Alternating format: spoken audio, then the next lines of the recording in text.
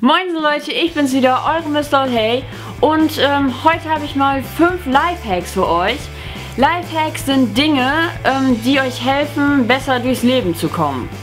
Wer kennt das nicht? Man möchte in Ruhe einen Film gucken und neben dir sitzt einfach mal jemand, der ständig mit der Tüte knistert und man einfach nichts mehr verstehen kann. Da gibt es einen ganz coolen Lifehack, den werde ich euch jetzt mal zeigen. Das ist eigentlich ganz einfach. Ihr rollt den Rand von der Tüte ein, so, und dann drückt ihr praktisch den Boden nach oben, so, und schon kommt das Ganze hier oben raus und ihr habt eine schöne Schale zum Essen und es knistert nicht mehr, zumindest nicht mehr so doll wie vorher.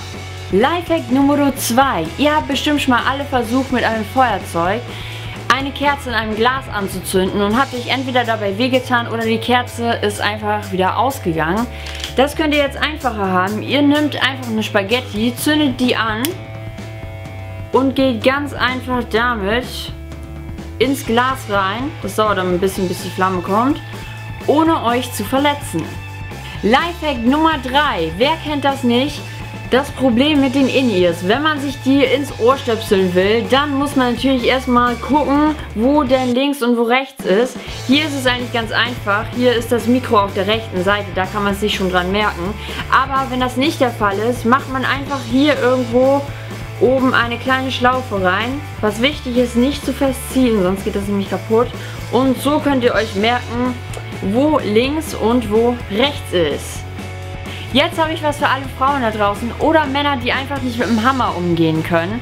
Und zwar nehmt doch beim nächsten Mal, wenn ihr ein Bild aufhängt, einfach einen Nagel und eine Wäscheklammer. Spannt den Nagel da ein, so, haltet das an die Wand und haut dann drauf, weil dann haut ihr euch nämlich nicht auf die Finger. Ist ein echt guter Tipp, ich habe es gerade auch ausprobiert, also es klappt wirklich. Und ja, wenn ihr euch trotzdem noch auf die Finger haut, dann müsst ihr euch eine größere Wäscheklammer holen. Jetzt kommen wir auch schon zum letzten Lifehack. Und zwar geht es um diese schöne Tüte hier.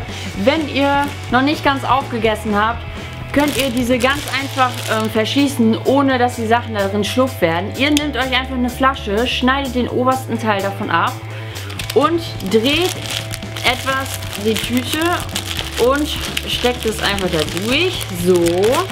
Und dann klappt ihr die Seiten einfach um und schon habt ihr die Tüte kaputt gemacht und habt einen super Verschluss.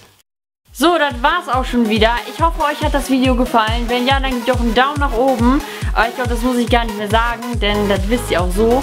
Und hier oben kommt ihr zum Anti-Valentinstag-Video und da unten kommt ihr zum Platten-Samstag. Viel Spaß beim Gucken und ich sage bis Mittwoch. Tschüss. Tschüss.